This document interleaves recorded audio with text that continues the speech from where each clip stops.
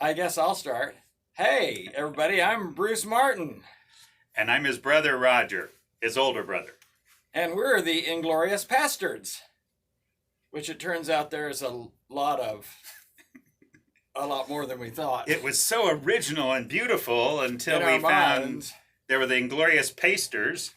Pastards. Pastards. Yes, with an E. Who knew? That's why we didn't find them when we looked up Pastards. And were you telling me that it's a couple of brothers and they're all You got two brothers and another guy. ex-pastors? They're all ex-pastors. So apparently it's a great idea. What I always say is It's trending. great minds think alike. Of course, that also means mediocre minds think alike, and But simple minds. I like think our alike. spelling better. I like our spelling because pastords with the O, Yes. pastords, Yeah. leads you more to think pastors. Yeah. But there's also an Inglorious Pastors, too. Okay. So there's a lot of people that are. Why don't we talk about sponsorship? Then rather than all the ways you can spell pastards. Yeah, there's a lot of ways to do it. T-U-R-D-S is another option. We conscientiously objected on that. Yeah, one. we didn't go with that one. TURDS.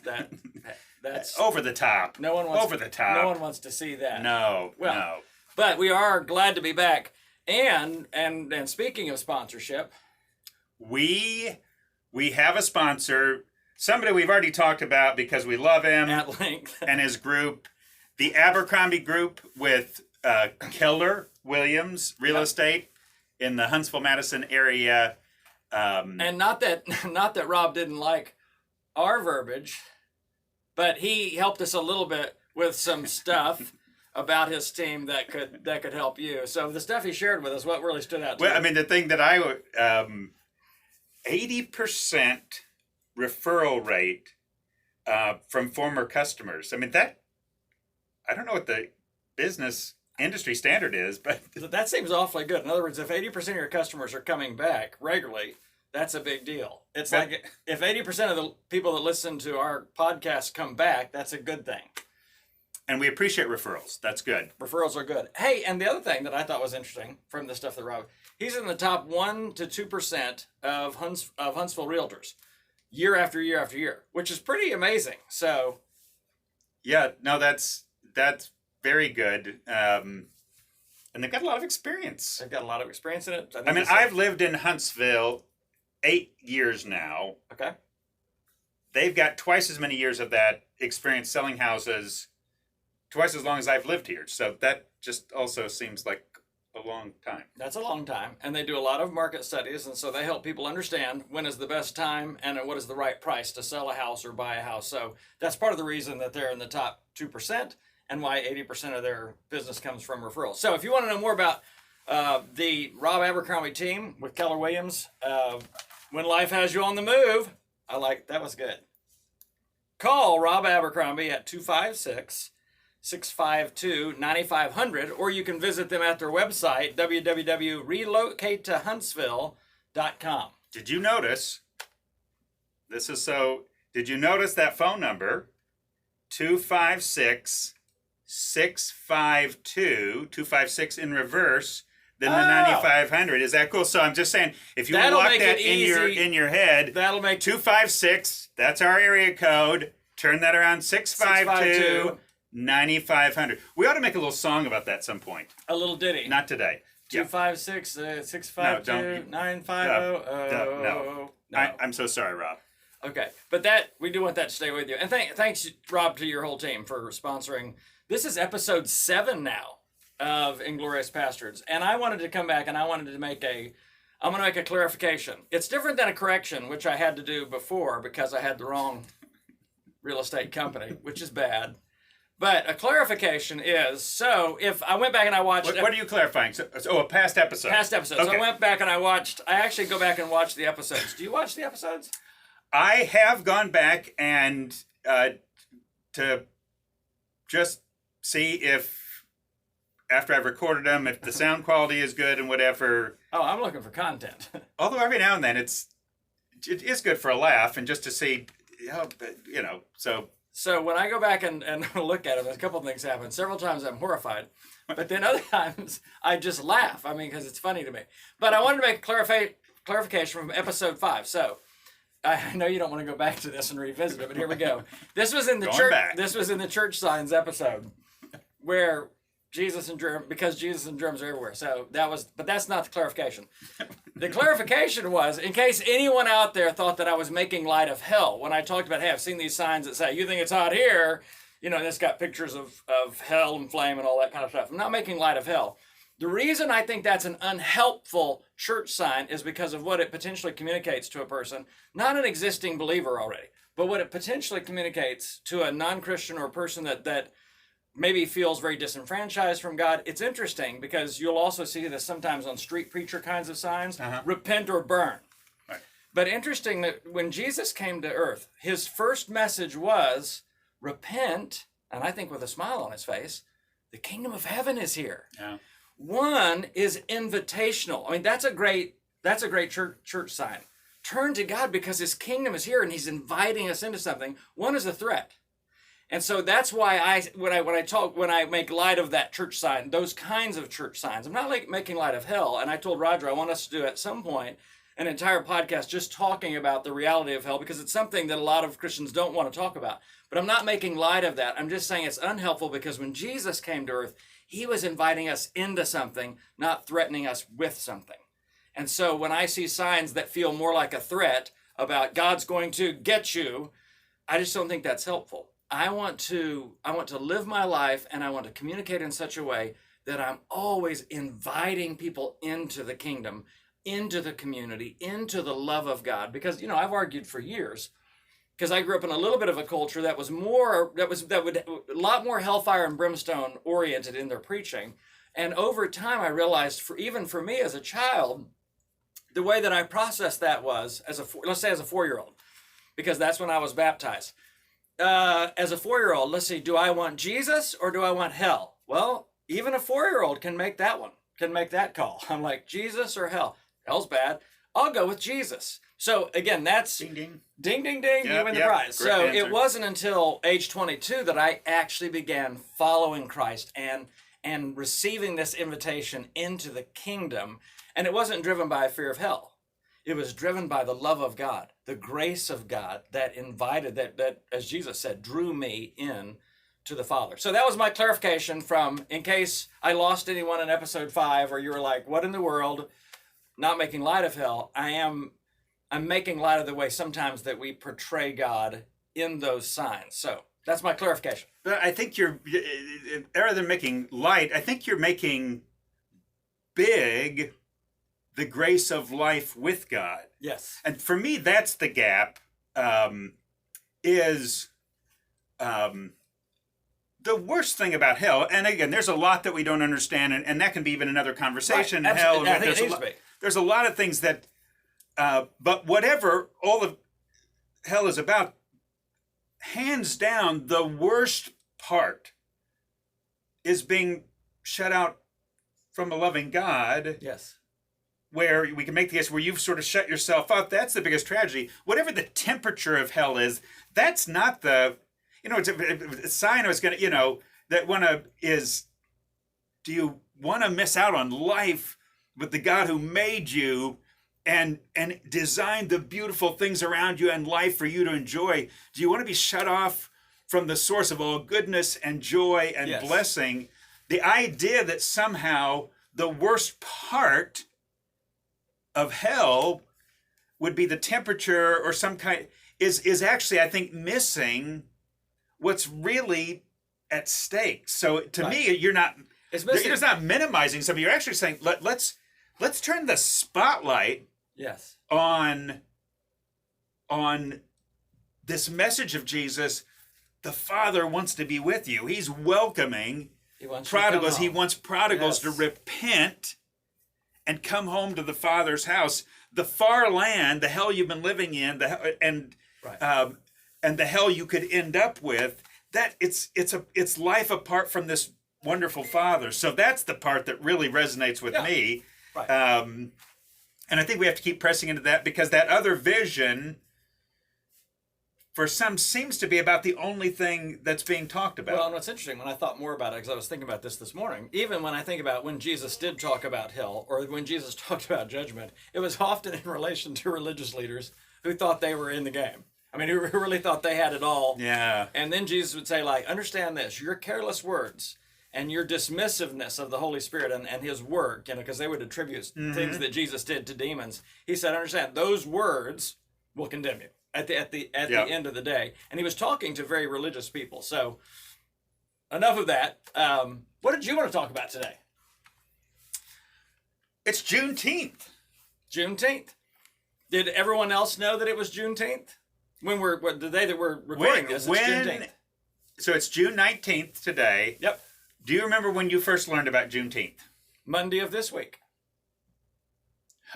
Well, I've known about it for almost a year now. Okay.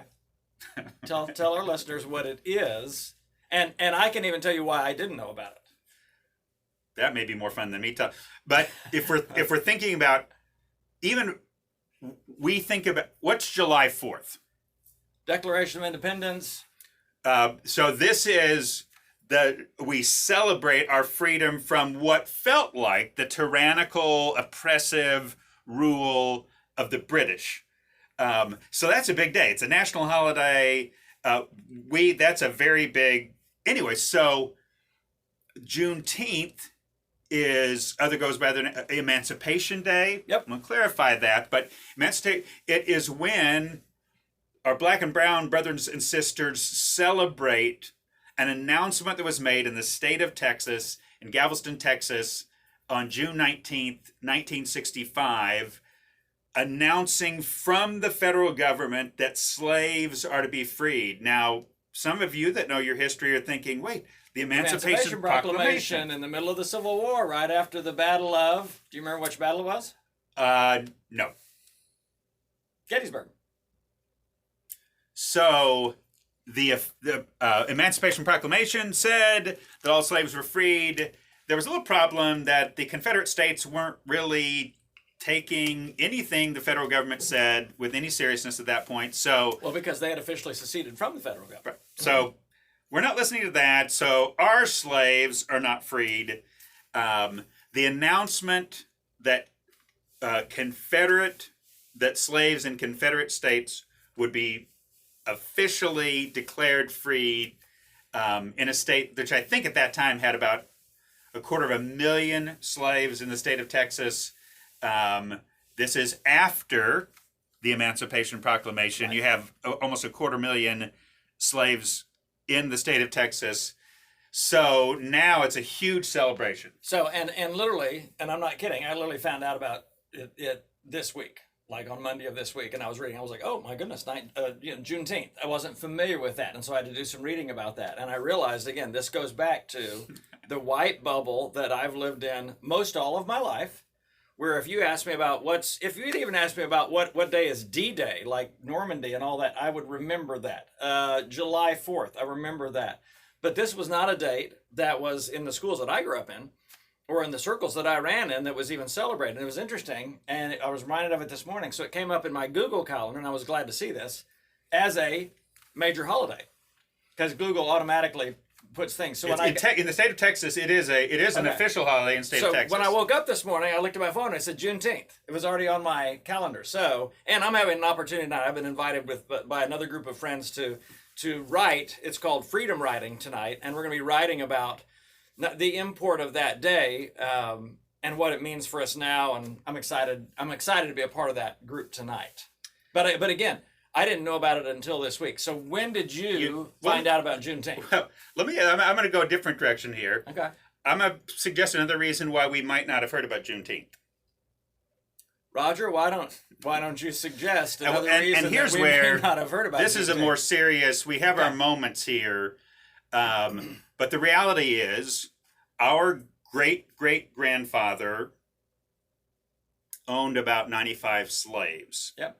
In the state of Missouri. Kills me to say that. But it's true. In 1965, when the war was taking off, and where our family, line lived in the state of Missouri. There's a point where the Northern forces came in, and the slaves then that our family owned escaped, were freed, whatever. And actually, our family, interestingly, fled to Texas right around the same time that Juneteenth would have been declared. Tragically, our family would not have been celebrating Juneteenth because that wouldn't have been seen. This marked the end. It's so hard to say. This actually marked the end of a very prosperous trade in human life that's a part of our own family history. So it's not shocking to me at all that we didn't hear anything about Juneteenth. And now for us it's sobering. The data's sobering in a different way. In fact, I did a lot of reading this week. I think it was U.S. Grant, General Grant, that went in on that campaign in Missouri. Okay. So that was one of his early campaigns, because then he wasn't even, I don't think, a brigadier general at that point, and of course later became the whole, Army of the United States. It's a whole nother talk that we'll have at some point, but just really fascinated by Ulysses S. Grant. I didn't know this about him. He was listed for a while. He was listed like the 38th president in terms of rankings of how well they did or poor they did. He's risen up to number 21 because of the work that he did right after the Civil War in Reconstruction to help freed slaves, the civil rights stuff that he enacted. It's a whole other conversation, but I was fascinated to see the things that he put in place and how quickly they were eradicated within several years. And again, that's another conversation. But right. Anyway, Juneteenth, we're celebrating that today, and we wanted you to understand why that's a big deal and should be a big deal. Yeah, it's a worthwhile. If you're going to say July 4th is what we might even call Independent Freedom Day. You understand? We finally felt free. Well, there's a second layer of freedom, second Freedom Day, that is a core part of our American history, and it's a day we should be celebrating. Learn more about it. Hopefully, we've said a couple of things that are helpful in that regard. Cool. So, Juneteenth, I've been part of what I wanted to talk about. Let's talk about what I want to talk about. That's for just a minute. Really why we started this show. I mean, when, in your most honest moments that you've said, this was a show of you talking and me saying, I think that's a great thought, Bruce. That's not true. Actually, when I first envisioned this, Roger wasn't even in the picture. Roger was behind the camera shooting things. I was saying very important things, and Roger was nodding in agreement off screen. This is where Bruce wanted me to be in the early pilots of the show. They can still see you in the peripheral. Oh, yeah, okay. That's perfect. No, come on back, Roger. No, I've been reading in Matthew. This is where I'm journeying right now. So some of you that know me know that wherever I'm reading, whatever books I'm reading, nonfiction or fiction, whatever books of the Bible that I'm reading, whether Old Testament or New, I'm always in the Gospels, always reading something in the Gospels. So I just go through a constant cycle of Matthew, Mark, Luke, John, moving around. But right now I'm in Matthew. And I just read this week the parable of the soils. And for years, I've been teaching this. This is where, the soils, it's the same seed. But it's 4 different soils. And for years when I've taught this, I've taught it a certain way to Western American culture, which was this. So Jesus talks about seed that's thrown on the path. That's the person that hears about the message of the kingdom, the gospel of the kingdom, the good news of the kingdom, but they don't understand it or they don't apply it. And like the birds of the air pull the seed, he says that Satan just takes it away and they forget that they even heard it. Then it talks about seed that's sown among the rocks or gravel in our context. And immediately it springs up, and Jesus said that's the person that hears the gospel of the kingdom and at once receives it with joy, but as soon as trouble or persecution comes because of the word, because of the gospel, they quickly fall away. They don't bear fruit. When you say that, it reminds me to start. Hope I'm not getting. But when Granddad and we lived on the farm in Murfreesboro. Yeah. That ground was real rocky. Yeah. You remember how rocky at points? Oh, even yeah. out some of the fields, whatever, you'd have, and I always had to work around that. So whenever when I heard about that rocky soil, I always think of Murfreesboro. Well, And you had to do a lot of tilling. You remember his garden? Yes. We had to do a lot of tilling just to get the rocks unlodged and out of the way so that something could grow. Right, exactly. But I never specifically, for the 23 years I was pastoring in an American church, I never really used that soil as the primary one representing the American church. It was the third soil, which was, Jesus said, there's also seed that's thrown on good soil, but there's a bunch of weeds there. In other words, the good soil can bring about weeds too. They're growing off it. We also had those on the farm. We also had lots of those on the farm. In fact, that was a consistent threat from our grandparents when we were getting sideways with each other. I'm gonna put you on the hoe handle. Put you on the hoe handle. What that meant was we would be out hoeing weeds for the next several hours in the hot sun. Not fun. So we did sometimes, even when we weren't screwing up. It was just like, okay, it's hoeing time. Time to get on the hoe handle. Our grandmother would also say, "Stop scuffling on the divan." Is this a divan? Really, technically, it's a futon. We affectionately here at Invest Your Life Ministries call it the Blueton because it's blue futon. And I realize even as I'm looking, my shirt merges with it, so you have no idea where I start and the couch starts. We're not scuffling on it, Grandma. Just letting you know. Because if we were ever scuffling on the divan, we'd be on the hoe handle. We'd be on the hoe handle. So I'm going to try to. Can you get back to? So this seed Jesus talks about that's thrown among weeds, it springs up, but the weeds end up choking it out, so it doesn't bear fruit. And Jesus said that's the person that is trapped by the worries and anxieties of this life, the desire for other things, the deceitfulness of wealth, and it keeps the seed from becoming fruitful. Then Jesus talks about a soil that's been weeded, that the rocks have been taken out of, but it's good soil. And Jesus talks about a person who understands the message of the kingdom and then bears fruit 30, 60, or 100 times more than what was sown. Here's what I want to talk to you about. I wonder if there's a shift that's going to take place or that is taking place in the United States right now where we're going to be more defined by this second soil because of persecution that comes because of our belief in the kingdom, because of how that affects what we believe about nationalism, because of how that affects the way that we vote, because the kingdom affects our political views. In other words, we're not separating those because the temptation, I think, in American culture is to separate my political views or voting or all that from the kingdom of heaven, and I just can't do it. And I realize I've taken already some heat for that and might possibly take more. Okay. And is it possible that in this season, because Jesus talks about when persecution or trouble comes because of the word, this person becomes unfruitful. Anyway, it was convicting to me, hey, I want to keep bearing fruit, even if we're going through a season of rocky soil, even when political views seem to be in competition or even antithetical to kingdom principles. Are we willing to call that out? Are we willing to talk about that? Because it's going to lead to persecution, which I don't want, but I realize that's part of what it means to follow Jesus. And here you're talking about persecution as in Christian people, religious folks who cut you off, because you're going against because I might be going against the evangelical right status quo. This is what you're supposed to believe. This is the party line.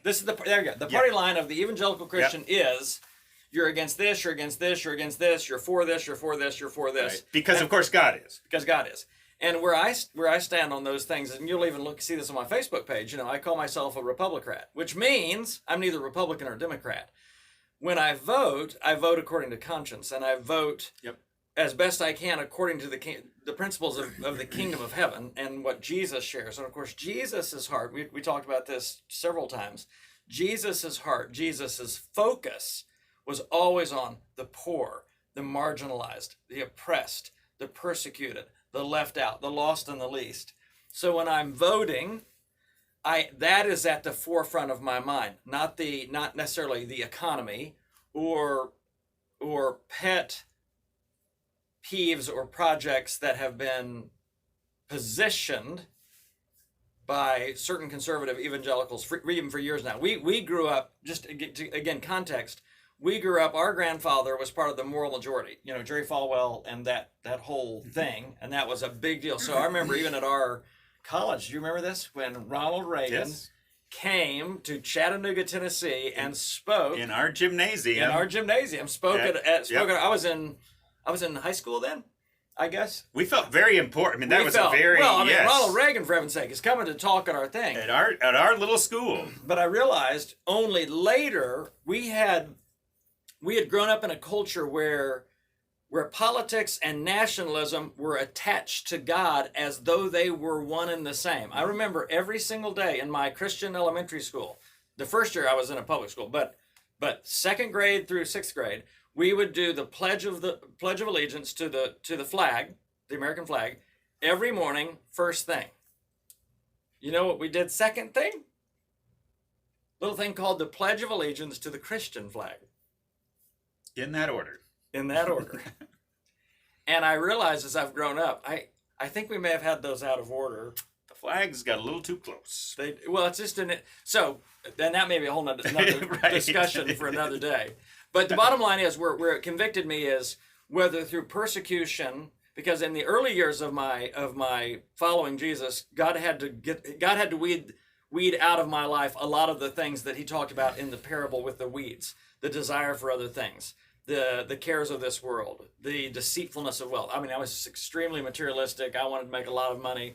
So that was more of my story. I realized in this season of my life, I could be tempted to be unfruitful because of persecution or trouble that comes to me because of the word. Yeah. And I don't want that to be the case. Yeah, good. Yeah, I'm listening to you talk, and at one level, that parable of the, parable of the sower it was called, but then some people have now the parable of the soils, Right. and the idea, the fruitfulness had to do, it seems, with the heart. Mm-hmm. What is the kind of soil? And I think about how often the scripture comes back to the heart. It's not the externals. It's not what things look like on the outside. Right. In fact, you don't end up seeing the heart till you start seeing the fruit. And so so if the fruit's getting choked out, well, there's a heart issue. It's actually less about the weeds or the rocks. It's the soil itself. What kind of heart do I have? And what hit me as you're talking, because this has been something Jesus says some things that are wonderful, and then he says some things that are really haunting if you think about them Yes. very much at all. And one of them, he talks about the future. There's a point he's talking with disciples and other people listening, and he said, there's going to come a day when there's going to be more persecution, Yep. and it's going to be hard times, and people are going to hate you because of me, and things we're seeing big time around the world in many countries. Yeah. I mean, again, people being killed, imprisoned, Yep. whatever, simply because of Jesus and following him, whatever. And we haven't hit that kind of thing. All I'm saying, so Jesus is saying there's this point in the future where you're going to see that. Now, some of them would see that in their lifetime. Yeah. Right. Peter and James and these guys, we're going to see that. But this kind of history. And he's talking about that day and that hour. And then he says this. He said, because of an increase of iniquity, the love of many will grow cold. Matthew, I think that Matthew 24, 24. yeah. Yes, that's to me. It's such a sobering word because he talks about all these. The world is getting worse and worse and worse, and because of the increase of wickedness, the love of most. In the translation I read, the love of King most James Version we grew up was many, but now the love of most will grow cold. And so I listen to that and I say, grow cold. It means at some point that love had some heat to it. At some love that had some passion. And immediately, this also takes me to the book of Revelation. These letters to the churches, and you have a letter to the church in Ephesus. Yep. Where, and this just comes what you were saying that just hits home for me.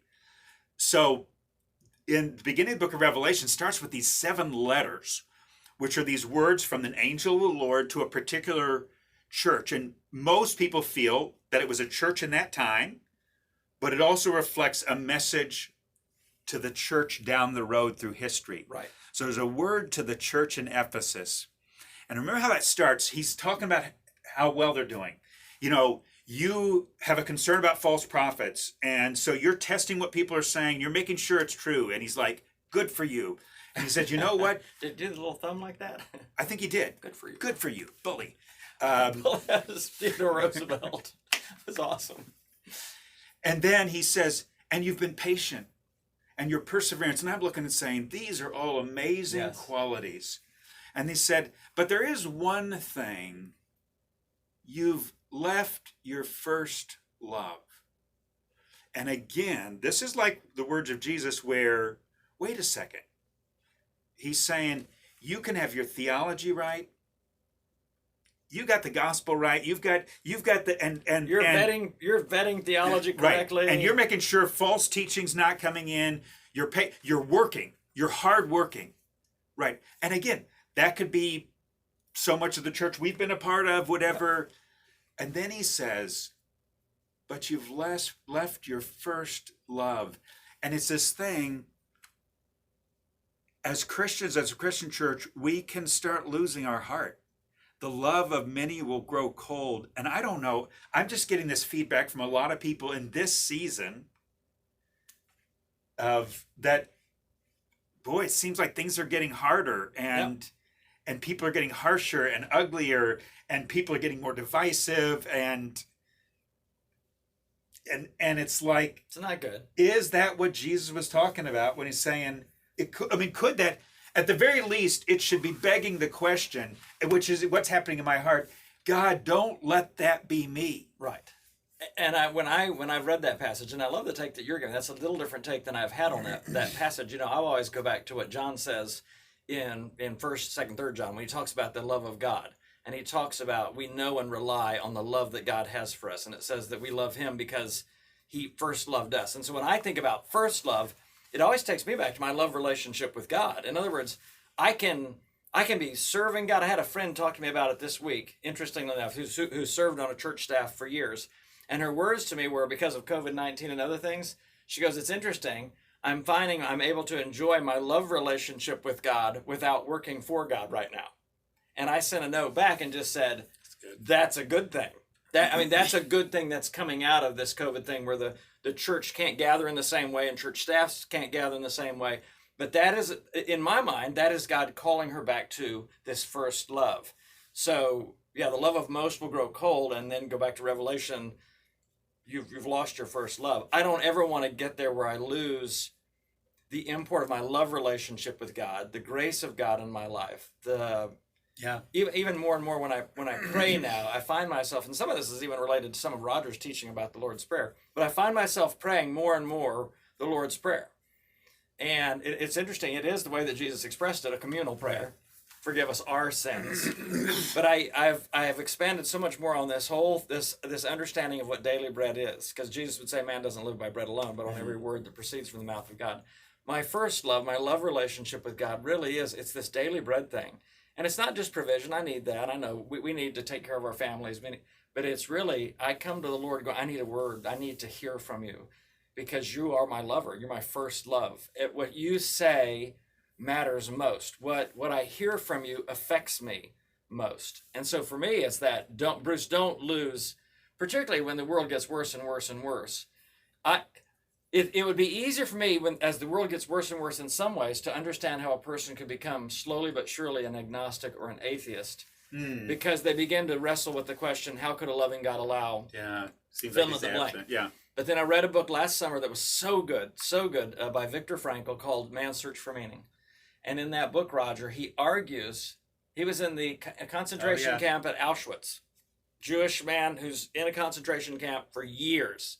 Horrific, yeah. He argues for the existence of God in this concentration camp because anytime he saw anything good that happened, including one time when a guard gave him a small extra portion of soup, that to him proved the existence of God, that there was anything good.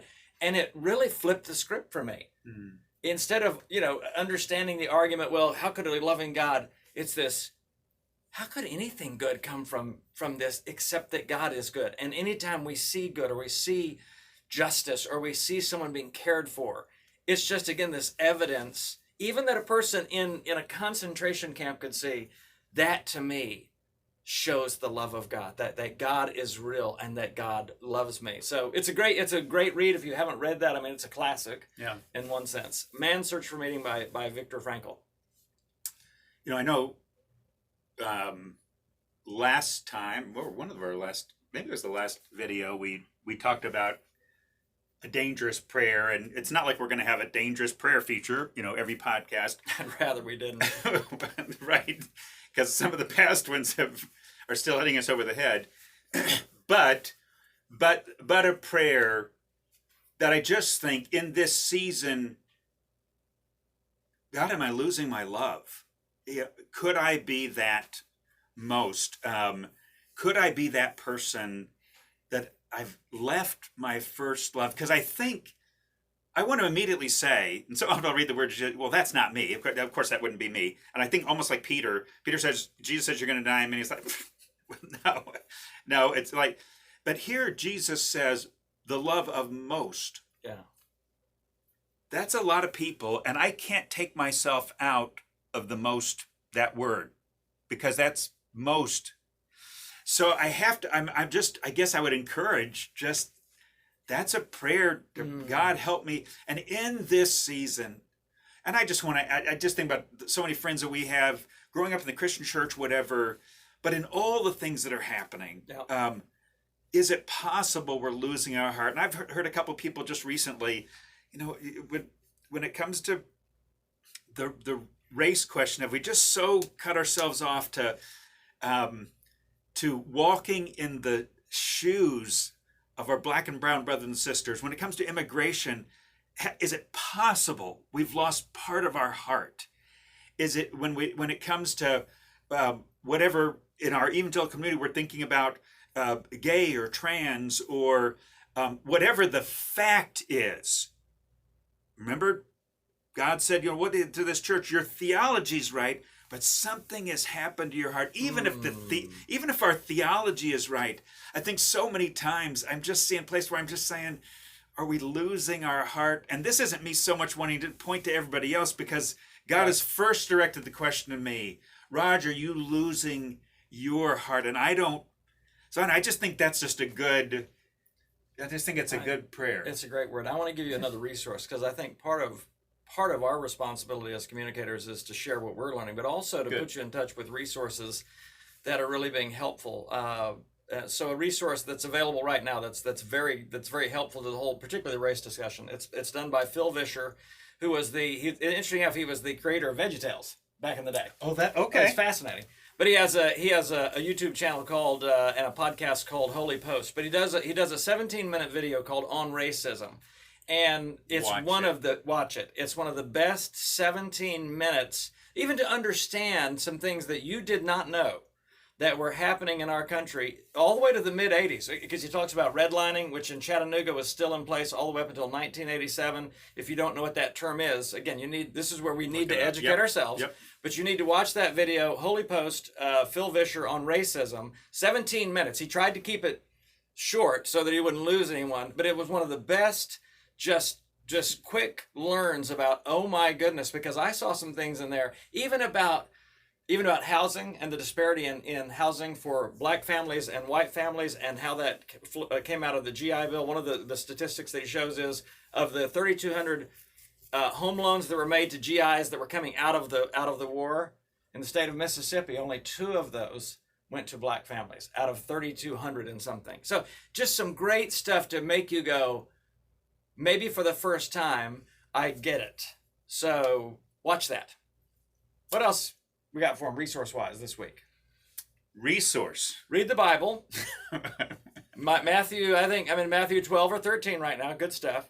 Read the parable of the soils and wrestle with, where do I find myself? What soil do I find myself in this season? Am I in a really fruitful season, or am I sensing the prompt of God and I'm letting the birds carry it off and I just sort of forget it or miss it? Because I think God's always provoking us in the kingdom. There's always this this new thing that he's teaching or that he's moving us toward. And sometimes because I'm not ready to go there yet, I just sort of not listening because I don't want to go there yet, but I don't want to lose, whatever God's teaching me in this season. So that's one resource. If you're planning to move, if life is on the move, if you are actually thinking, then we've got a resource for you. We've got some good news. Wait, I would shout out John Krasinski. Because I was thinking about this. Do you know how many times you've moved in your lifetime? I mean, from one house to another house. Roger, I have moving violations. Of course. Do I remember how many times? Okay. 1, 2, 3, 4, 5, 6, 7, 8, 9, 10. I think I'm in my 10th house. That's childhood and everything. I think at 18. Wow, Roger does have moving violations. 18 houses. Right. I realize I think we've owned 5 or 6, but lived in, I believe, 18 different houses. And of course, I started born in Chicago, lived there 2 weeks, moved to South Carolina, then moved to Missouri, then moved to Colorado, then moved to Chattanooga, 3 houses in Chattanooga, got married, 2 more houses in Chattanooga, moved to South Carolina, 2 houses, moved to Massachusetts, 2 houses, moved to Madison, Alabama, 1 house, moved back to Massachusetts, 2 houses, moved to Connecticut, 1 house, then moved back to Huntsville, where we now live for the last 8 years. If anyone ever needed the Rob Abercrombie team with Keller Williams, it's this guy. I've lived in the same house. This is what's interesting about the season of life I'm in. I've been in the same house for 14. This is our 14th year. Wow.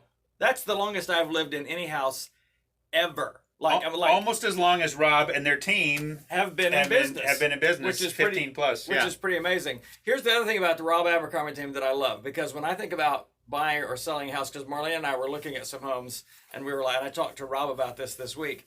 The whole process seems daunting, but the word that they use is the Rob Abercrombie team tries to make it a seamless situation for you. Because when I think about all the things you have to coordinate, with loan officers, and you have approvals, and you have inspections, and you've got all the letters.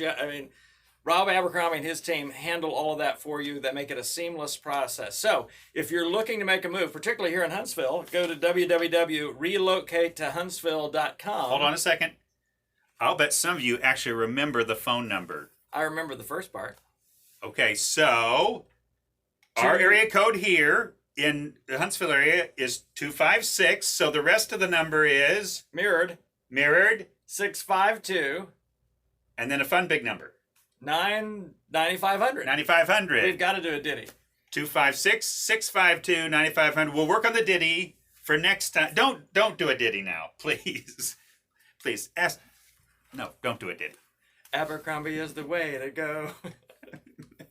Call 652-9500. You're mirroring somebody else. We don't want people going to those people. No, yeah. Sorry. Yeah. Rob Abercrombie. Rob and his team. They're Keller wonderful. And they're sponsoring us, so we may be talking about them more. You want to work with them. So, episode 7, I think we're done, unless you have any parting words. No. Happy Juneteenth. Even celebrate safely. Listening to this in July, very likely.